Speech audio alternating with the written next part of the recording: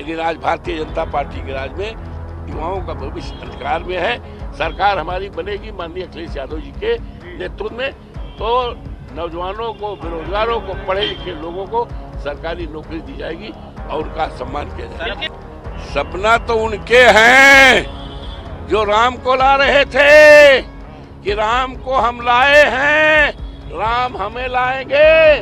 उल्टा हो गया, राम अवधेश प्रसाद को लाए हैं, जग जाहिर है। यूं तो पूरे प्रदेश में 10 उपचुनाव होने थे और 10 चुनाव में समाजवादी पार्टी इंडिया गठबंधन पूरी तरह से जीतने के ताकत में है और भारतीय जनता पार्टी पूरी तरह से हारने की स्थिति में है।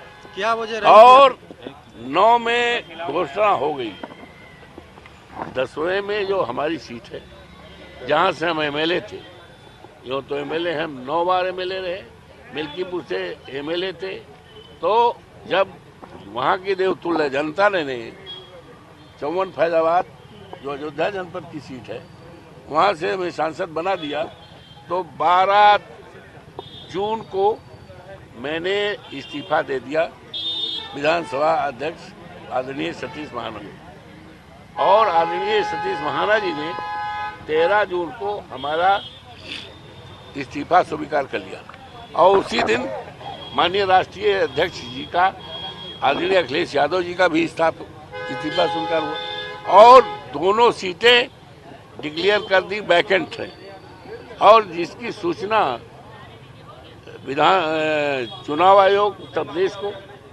शासन को और संबंधित अधिकारियों को दे दी। तो आज साढ़े चार महीना हो गया, आज 4.5 महीना हो गया इस्तीफा दिए। अब उसी समय भारतीय जनता पार्टी के जो उम्मीदवार हमसे हारे थे उन्होंने एक रीट दायर किया था, तो जब हमने इस्तीफा दे दिया तो उनको चाहिए था कि अपनी रीट वापस कर लेते, लेकिन अफसोस है कि 4.5 महीना हो गया रीट वापस नहीं किया था, केवल ये कि चुनाव के डर से। और जब चुनाव डिक्लेयर हुआ तो उसमें आया कि मुकदमा न्यायालय में है। अब न्यायालय में रिट दायर करने के लिए गए, लेकिन न्यायालय में प्रोसीजर चलता है, नियम चलता है, कानून चलता है और इस्टेब्लिश रूल चलते हैं। तो बीजेपी के लोगों ने इनको वापस करना चाहिए था, उन्होंने अप्लाई तो किया, लेकिन जो बिल संगत नियम है, प्रोसीजर है, ही डिड नॉट एडॉप्ट। और जब एडॉप्ट नहीं किया तो माननीय न्यायालय की तरफ से यही निर्देश किया गया कि सरकारी गजट कराया जाए और फरीकैन को नोटिस दी जाए और इसके बाद 15 दिन के बाद फिर प्रस्तुत किया जाए। ये है आज 27 में सदे के बाहर और काफी जोश में इसके बाद तमाम कार्यकर्ता समर्थन। चलिए, आपको बधाई देता हूँ कि माननीय अखिलेश जी जो देश की उम्मीद है, उत्तर प्रदेश की उम्मीद है, लोगों का विश्वास उन पर बढ़ा है। ये अच्छी बात है कि हमारे नेता आदरणीय अखिलेश यादव जी उत्तर प्रदेश के मुख्यमंत्री 27 में होंगे। यूँ तो समाजवादी पार्टी की ताकत बढ़ी है, लोकसभा जो देश की सबसे बड़ी पंचायत है, तीसरी शक्ति के रूप में उभरी है। इसी से अंदाजा लगा सकते हैं कि निश्चित तौर से भारतीय जनता पार्टी जाएगी 27 में।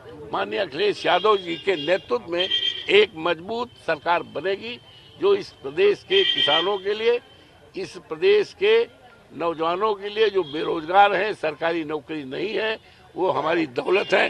किसी देश की दौलत वो हीरा जवाहरात, सोना चांदी जो है वो दौलत नहीं है, दौलत हमारे युवा हैं। लेकिन आज भारतीय जनता पार्टी के राज में युवाओं का भविष्य अंधकार में है। सरकार हमारी बनेगी माननीय अखिलेश यादव जी के नेतृत्व में, तो नौजवानों को, बेरोजगारों को, पढ़े लिखे लोगों को सरकारी नौकरी दी जाएगी और उनका सम्मान किया जाएगा। चुनाव की घोषणा की कब उम्मीद कर रहे हैं सर, क्योंकि आप ये तो घोषणा भाई, जब भारतीय जनता पार्टी सहमी हुई है तो सरकार उनकी है, अब उनकी जिम्मेदारी होती है, तो आप बेहतर होगा उनसे पूछे जाके। अयोध्या में डिपॉजिट और किस जब बार- भी इस बार किसके साथ है? जब भी चुनाव होगा चुनाव तो होगा चुनाव होगा, समाजवादी पार्टी बहुत बड़े वोट से जीतेगी। और जिस तरह से अवधेश प्रसाद को चुनाव जिता करके एक देवतुल्य मतदाताओं ने एक इतिहास कायम किया है, जिसकी चर्चा उत्तर प्रदेश, हिंदुस्तान, दुनिया में हो रही है, उसी तरह से ये विधानसभा मिल्कीपुर में हमारा बेटा, जिसको माननीय अखिलेश यादव जी ने सर्वसम्मत से उम्मीदवार बनाया, समाजवादी पार्टी जीतेगा और एक इतिहास बनेगा। बीजेपी के जो है प्रवक्ता है राकेश त्रिपाठी, उन्होंने कहा है कि मुगरी लाल के सपने हैं, वो कभी सच नहीं हो सकते। सपना तो उनके हैं जो राम को ला रहे थे कि राम को हम लाए हैं, राम हमें लाएंगे। उल्टा हो गया, राम अवधेश प्रसाद को लाए हैं, जग जाहिर है। तो सपना तो उनका है, हमारा सपना नहीं है। ये आम जनता की राय है, फैसला है, अहम फैसला है। एक इतिहास कायम होगा और 50,000 वोट से हमारा कैंडिडेट, हमारा बेटा अजीत प्रसाद, जिसको माननीय अखिलेश यादव जी ने सर्वसम्मत से टिकट की घोषणा की है, जीतेगा। एक इतिहास बनेगा और पूरे